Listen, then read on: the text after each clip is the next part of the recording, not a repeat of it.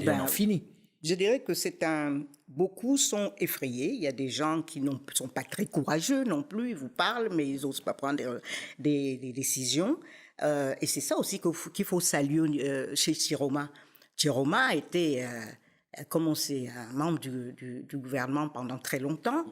Et lorsqu'il a quitté le gouvernement, il n'a pas renié ses compagnons. Ce n'était pas un reniement. Il a juste dit, on a un président absent, on ne peut plus, on n'a pas d'interlocuteur, on ne sait pas quoi faire, il ne tient plus de conseil de ministre depuis 14 ans. au moins, et avant c'était pas non plus très régulier, et que là ça s'est aggravé, il y a des clans qui se bagarrent. Donc c'est plutôt ça, c'est-à-dire ce vide à la tête de l'État qui fait que un pays est à la dérive et qu'on ne sait même plus. Il y a des mafias qui se sont mises en place, qui ont assassiné sauvagement Martinez Zogo et qui pensent, et qui font notre confrère Martinez Zogo et qui pensent que ils peuvent agir en toute impunité. Donc, et je veux dire, on est fatigué de parler des scandales au Cameroun.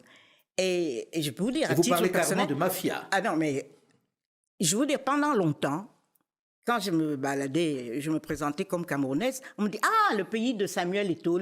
D'abord, Roger Mila. De Roger Mila. Roger Mila. On me disait aussi Samuel Eto'o ou Manu Dibango, on le citait beaucoup. Maintenant que tu dis Cameroun, on dit deux choses. C'est pas le pays le plus corrompu au monde. J'ai beau dire non, c'était avant, maintenant, enfin, tu sais pas comment répondre.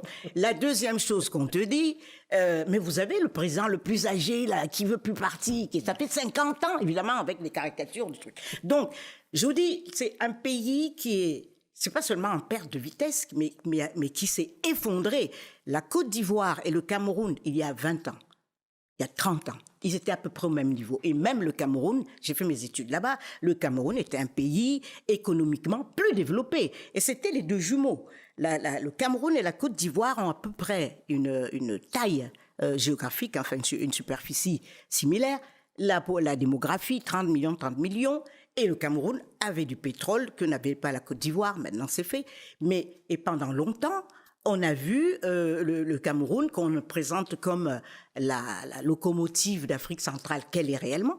On a vu le Cameroun s'enliser dans la mauvaise gouvernance, la corruption et les projets non exécutés, etc. Enfin, on ne peut plus faire la litanie. Les gens qui le vivent au quotidien ont donc congédié ce régime. Ça, c'est clair et net. Alors, quand vous dites congédier ce régime, on a envie... Bon, on aimerait déjà lundi pour voir les résultats qui vont être proclamés. Et, maître, vous êtes là pour dire que vous êtes sûr de la victoire.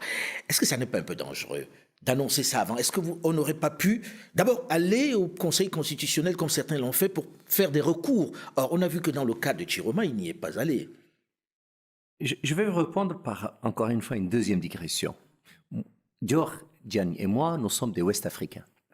Puisque vous êtes originaire de Mauritanie. Voilà. Ce que dit Marie-Roger Biloa est d'une évidence et d'une clarté totale et absolue. Si vous nous posez la question, nous, les Ouest-Africains, on vous dit le pendant de la Côte d'Ivoire, c'était le Cameroun. Et c'est un pays qu'on prenait au sérieux, qu'on admirait, dans lequel on avait envie de faire des études. Posez la question aujourd'hui à n'importe quel Ouest-Africain, c'est quoi le Cameroun? Et la réponse va vous décevoir, mais absolument. La deuxième chose, c'est que, et vous avez tellement raison de citer Mila, Eto'o, et pardon, vous êtes assez modeste, vous-même. Mais vous, infocable. Je veux dire, le Cameroun, pour nous, c'est tout ça. C'est une élite de très bon niveau. C'est une classe moyenne d'excellent niveau. C'est une diaspora à l'étranger qui nous fait rêver. Mais tout ça est fini. Alain Jules, tout à l'heure, parlait de rire. Eh bien, moi, je ne peux pas rire. Et je pense que les Camerounais, eux, rient encore moins. Pourquoi? Parce que l'image donnée de leur pays, c'est quoi? C'est un président grabataire. C'est un régime à la soviétique. Non, à la Corée du Nord. C'est une opacité qui est inimaginable. Mais tout cela, pardon, on a envie, nous, comme Africains, que ça se termine. Mais imaginez les Camerounais dans leur globalité.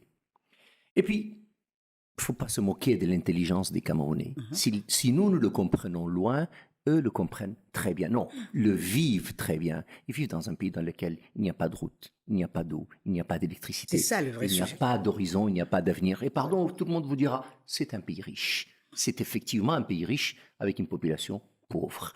il y a un problème. Mais la question n'est pas celle-là. La question, c'est comment sortir de tout cela. Parce que c'est au fond ça qui nous intéresse. Ça ne peut pas être un président qui est là depuis 43 ans. Ça ne peut pas être un homme de cet âge. Ça n'a aucun sens. Alors, vous me direz, Turoma, peut-être, peut-être pas. Mais en tout cas, ce que vous avez dit, Marie-Roger, est tellement vrai. Les Camerounais, eux, se disent, celui qui est en situation de changer la donne, nous allons nous accrocher à lui. Et Turoma a été celui-là. Oui, mais Turoma faisait partie de cette classe politique. Non, mais bien entendu. Mais Mais tout vous le monde savez, fait partie. il l'a dit lui-même. Il dit, j'étais là pendant 26 ans, ministre, c'est ça? Eh bien, j'y ai mis fin. Il vaut mieux s'arrêter et faire autre chose Voilà. que de venir Voilà. plutôt vers une situation qui ne marche pas. Absolument. Bravo à lui. Et donc, lui s'est dit, ma situation était heureuse, très heureuse. Mais j'y mets fin et je vais passer à autre chose. Pardon, probablement que je vais me faire pardonner mes péchés. Les Camerounais, en tout cas, le comprennent très bien, si péché il y a d'ailleurs. Mais enfin, Turoma dit, moi, je vous offre une alternative nouvelle, une transition, non pas de 7 ans, mais de 5 ans. Et puis, je vais changer le système institutionnel, le système démocratique. Et puis, pardon, la machine économique, je vais la faire démarrer. Les Camerounais, pardon, qui ne rient pas parce qu'ils vivent une situation dramatique, se disent, c'est monsieur qui a l'exercice du pouvoir, qui est finalement un homme qui a la dimension d'un homme d'État et probablement c'est lui qui est capable de nous donner une situation nouvelle. Maintenant, vous me dites, est-ce que vous êtes sûr d'avoir gagné? Posez la question au lac Léman. Posez la question à Dakar. Posez la question où vous voulez. Est-ce qu'il y a un Camerounais bien constitué qui est heureux de la situation? Rien que cela.